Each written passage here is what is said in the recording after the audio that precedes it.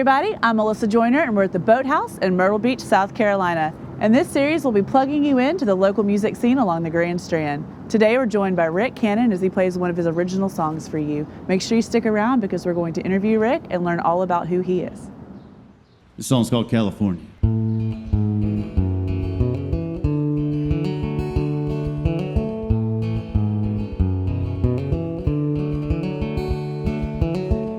I think I'll go back to Southern California. I need a break from this South Carolina rain. I need to feel the sunshine and see some smiling faces. Might even catch me a Dodgers game.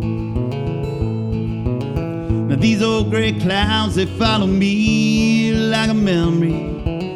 Ones I could shake if they would just go away. Well, I got my ticket and I'm headed up to Charlotte. I'm leaving on a 12:30 plane. So hey, hey, California, you might be my remedy. All them folks back home say, boy, I warned you, you can't outrun a memory.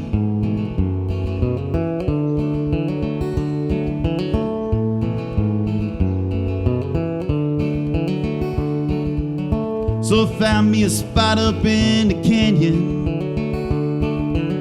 one not too far from old Surf Rider Beach, where the waves like glass and the sun setting on the ocean. Man, it feels like heaven to me. So I think I'll call up old John Fieldman, see if he might want to go out and catch a surf break with me. Maybe he can show me how to surf like Turtle, like he did back in the 80s. So hey, hey, California, now you might be my remedy. All them folks back home say, boy, I warned you, you can't outrun a memory.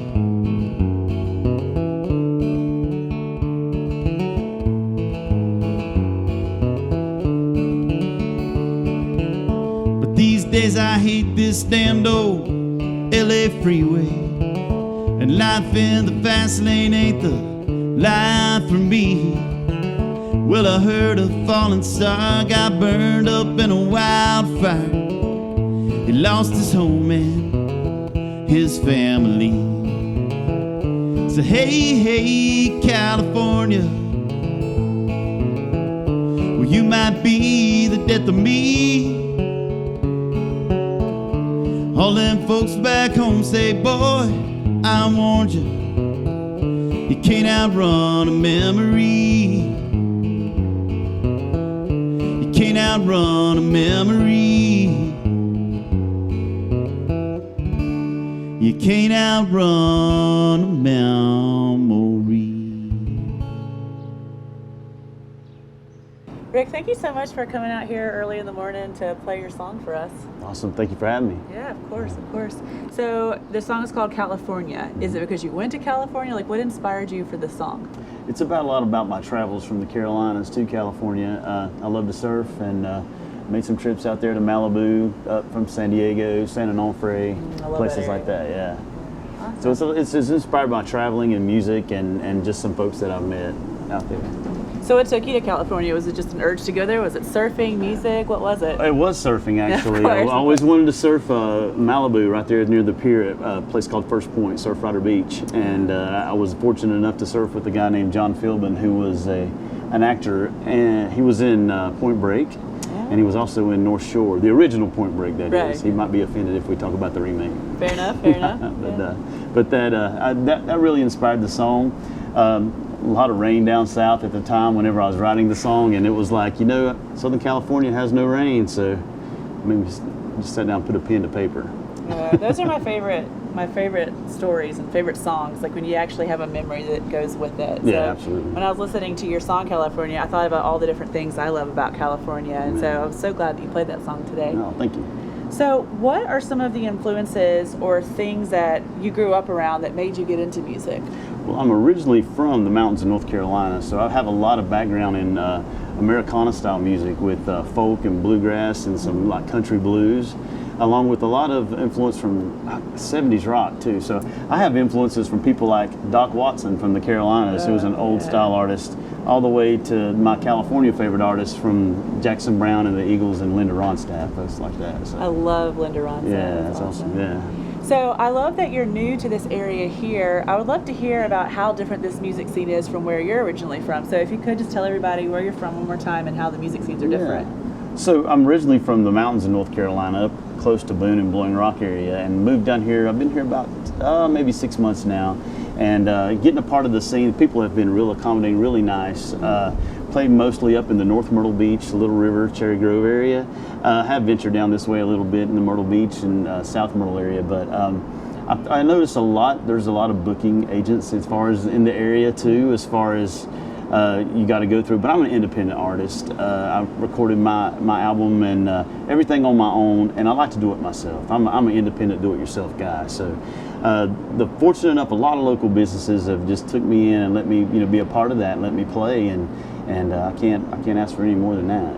It's been nice. I love that because it also keeps it intimate. Because if you think about what we do as songwriters, we write from experience. I told our friend Sean Brown that it's like when you write in a diary and you share the pages with everyone. Absolutely. So I feel like booking in some ways is that same type of intimate situation because you pick the places you want to play and you're like, hey, hire me. Absolutely. Yeah. I really feel that, especially in this day and time what we're going through with the pandemic and everything. I think that having that connection with live music and these local business owners makes a great relationship whenever you can both help each other out. And I think that supporting each other, it helps the community and everything involved. And speaking of community, you actually said Cherry Grove earlier, and that's a soft place in my heart. I learned what Stoke was because of surfing, but I'm finding that there's so much commonality between surfing and music. So my next question to you is, in surfing there's so much stoke and so much passion. What are some of the ways you include stoke in your music? Oh wow. So I just get a high a lot of times just seeing folks that just enjoy it. And when people know your songs and then they sing along with your songs, oh, that's stoke and a half, man. And I tell you, a good friend of mine, Andrew Johnson, who's a local artist from the area, he and I come up with a little slogan called "Keep Stoke Alive." We're all about keeping stoke alive, and he actually put his little signature on the back of my album as far as the little shaka sign we always do. So you always see that's kind of my signature move, to go to the shaka sign. And I think that it's just with surfing and music both, you appreciate it because there are two skills that you're always learning. And ooh, that's the truth. That's so I think you got to have stoke. You got to be stoked about both things to just kind of keep moving forward and learning and enjoy it, and just enjoying the process. Well, that's honestly why I'm so glad to share you with all of our friends out there, because you guys do that for me out there in the water, and so it's so amazing to bring that space here on the stage and now in the interview for people like that. Absolutely. So we talked a little bit about influences earlier. My question to you, and I'm smiling because I love asking everyone this question, if you could go back in time and steal any song from any artist and say that you wrote it, what song would you like to put your Rick Cannon stamp on? Oh wow. So I got so much influence from the Southern California scene from the 70s, but if I have to say, and I mean I'm not just saying this because I live at the coast and everything, but my favorite song of all time has to be Pirate Looks at 40. One of the most well-written songs to me, and it makes me feel, I've wanted to sail upon your waters since I was 3 feet tall. I mean, that's just how I've been. My connection with the ocean is what brings me to the water every time I get a chance to go. So that Jimmy Buffett song, if I could have ever went back and wrote a song, it would have been that song. I honestly really love that you had that answer, because being from the Gulf Coast area, I get requested to do Jimmy Buffett all the time. And that's the only song of his that I've actually learned because I love those lyrics. Sail on your waters. We all kind of grew up wanting that. Absolutely. And I'll tell you something else. One of the greatest songwriters of all time, Bob Dylan, had that song in his top 5 of greatest songs ever. So you can't say much more than that. Those lyrics in that song are amazing. Yeah. Well, okay, so that makes me want to ask you this next question. Has there been a line from your song or just a part of your song that no matter how many songs you write, you always come back to it? Because you know how when you write a new song, you're like, this is my favorite, and then you write another song, and sometimes you forget about those. Are there any lines that have just like stuck with you? Oh, wow. There's a couple, but there's one in particular that I wrote a song called The Trees on my album, and it really has to do with, you know, in an age of technology, which technology is an awesome thing, but there's good and bad in everything. It's finding that place, whether you live in the mountains or you live by the ocean or wherever you are, you know, to get outside and enjoy life and find that place that you connect with.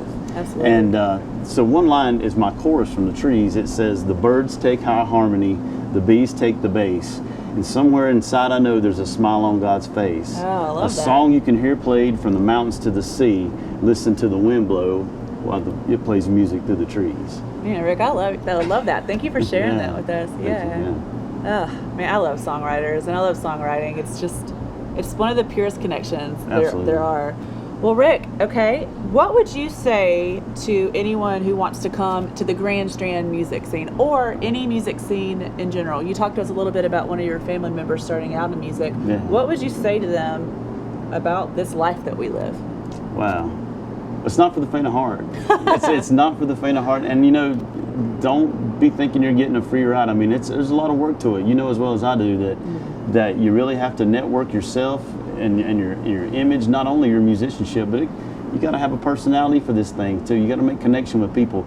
Everything in life is about human connection and making connection with folks, and I think that's important. And keeping those, you know, connections current and branching out and networking, making new connections through people. You know, meeting you guys down at the pier and surfing with you guys and playing with you guys on occasion. I mean, those are all things that are important, and you know, we just grow from there. It's like a tree, it just branches out with its roots, and you know, all these things that connect back, and it's just.